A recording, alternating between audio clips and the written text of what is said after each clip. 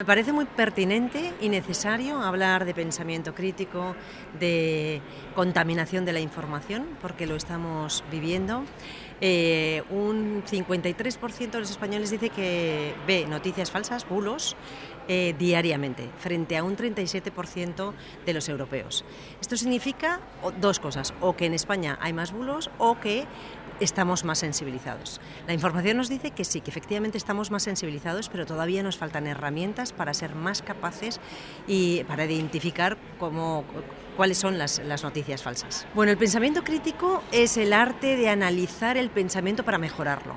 Es absolutamente necesario que creamos ese pensamiento crítico, se desarrolla a lo largo de toda la vida y ahora es más necesario que nunca porque tenemos una intoxicación de la información que llamamos.